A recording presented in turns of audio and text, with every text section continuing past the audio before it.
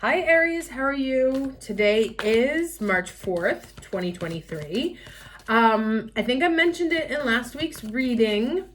March is a huge month, huge. And the first of those really big transits happens this week on Tuesday the 7th, which is Saturn moving into Pisces on the same day as a full moon in Virgo. And those two are opposite. So that's going to be an interesting day. If last week you were feeling out of sorts, aggressive, or also like aggressive at the beginning of the week and then completely without energy, bad headaches, low blood pressure, know that you are not alone. It is part of Pisces, but there was also moon in Cancer, which was contributing to that. Pisces is the sign of hospitalization. So if you have anything semi-serious, do have it checked out. And if you're interested in knowing more about the Saturn in Pisces transit and the big one, the Pluto in Aquarius, I'll be doing videos of that for the member channel, and you can access them. There should be a link down below to join. Anyway, let's go ahead and get to the reading for this week. What is the overall energy for the week of March 4th? There we go. It's like if it wasn't enough last week, like we keep getting the card that says in the flow, flow, flow, flow. And I think this is actually going to be a big lesson for the whole period of Saturn in Pisces. For everyone, but for us in particular, because it's in our 12th house. Which is literally the house of where you let go and let God. And that is going to be an important lesson for us because we are the lovers of, I'll do it. Give me the keys, Lisa, I'll drive. Tell me what you're doing, I'll figure it out. Like in any group situation, an Aries is inevitably going to take over and tell people what to do. And this is one of those situations where that's actually not going to necessarily be beneficial because trying to have direction in the sea, is very hard. And you can point where you want to go, but you're going to be shifting a little bit. If you think about swimming in open waters, the tides come in, the waves come in, there's an undercurrent, there's different things. It happens to me very frequently to be swimming. I think I'm headed straight in. It looks perfectly straight and I end up like 100 meters away from where I started. So this is going to be a very important time to stay in the flow, right? Another thing is don't expect things to happen in the order that you put in. I'll give you a very good example. I was given a contact of another person to get in touch with, and it was literally their boss who said, have a meeting, right? So when your boss says have a meeting, you got to have the meeting. And this girl would not reply to me. Or set up a meeting. So I was like, classic Aries. I was like, all right, starting to curse, whatever. She just needed time. She was dealing with her own thing. She got back to me. It was 10 days later, which is very unusual, but she's going through her own Pisces season as well. So if things don't unfold in the time frame that you think they should, don't go all Aries. Just say, okay, let's wait and see how this plays out. Give everything time. Okay? What's the challenge? Oh, all right. Shut up. You watched me shuffle. This came up last week. So what message do you think the universe is trying to send us? Go with the flow. All right, let's get a lesson here. Although I think it's very clear. And of course, this shows up in the challenge lesson or challenge position because it's hard for us. We want to have direction. We want to point where we're going. We want to be able to have control. You do not have control right now. Don't even bother. It's just energy wasted. Have you ever tried to swim against the current? Those like they use them for training for swimmers. It's like jets of current come at you and you stay still, but you're completely exhausted. So don't even try and swim against the current. Just move with it. You can tread water if you like. It'll be tiring. Or you can just kind of chill and let things flow in the way they need to right now. All right, let's get the lesson, please, for Aries. Week of March 4th, 2023. Okay, interesting. Excuse me. All right, so the gossip card.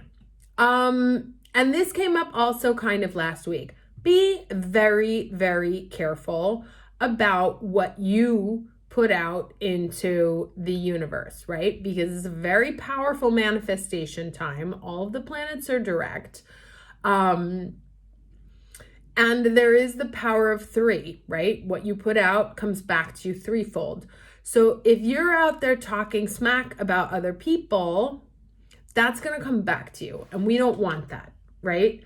This is not a time, like, I don't know if any of you are on TikTok, but if you're on TikTok, it's probably like impossible to get away from this Hailey Bieber, Selena Gomez, Kylie Jenner nonsense, right? There's the 3. Do not get sucked into anyone's triangles. Pisces can be the sweetest people in the world. They can also be, or that energy, that Piscean energy, can also be unwittingly manipulative, right? Because sometimes they get bored and they just want to like stir shit up. So if you find that like Nancy and Mary want to talk, like, oh, did you hear about this? You stay out of it, right? Don't get involved in anybody's garbage. Don't be the ringleader, because the information that's coming out right now is false. Or don't believe the gossip that you hear, because the information is not 100% accurate right now. You just kind of stay in this space. Focus on you. Focus on what you want to manifest. Don't get involved in any triangles. Be very wary of triangles. Let's do the cards here.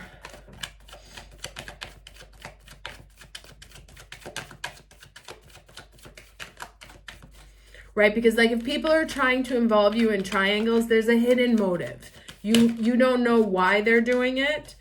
But someone is like making up stories and they don't know the full truth. So just stay as far away from it as possible.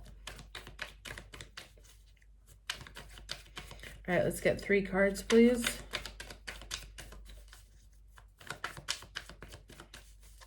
For the week of March 4th. That was way too many, thank you. That's fine. 3 cards for the week of March 4th. All right, the Fool.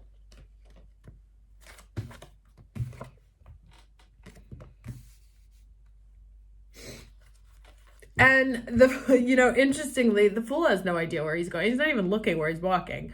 So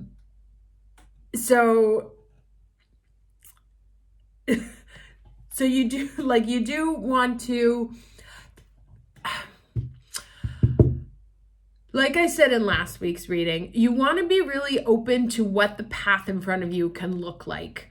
The more you try and direct it, the less or the more challenging it's going to be for you. So really let things carry you in the direction that the universe is taking it.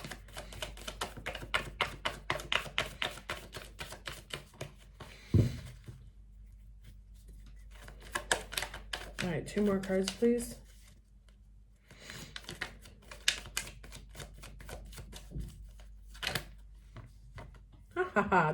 Right in the middle. Emperor.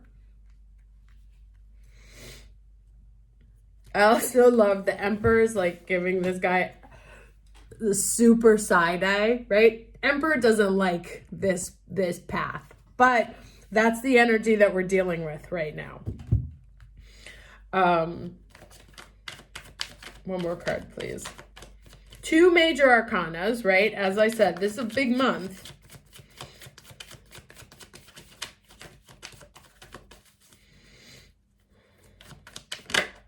Holy shit, 3 major arcanas. Okay, so we have the Fool, the Emperor, and the Lovers. This is a triangle, right? Two single things and a triangle here. So I love it. So like I said, be very wary about triangles. You may also have 3 options. That's another thing. Like, there may be 3 options to choose from. And you may be focused on the 1 and the 2, but actually there's a third one. This talks about consequences to choices. But this also talks about not knowing the full story. So make sure you have the full story before deciding anything, or just like feel your way into, does this seem like it's going to be, is this a healthy decision for me? Is this in line with where I want like the waves to carry me? Is this going in the direction that I would like, or is it taking me somewhere else?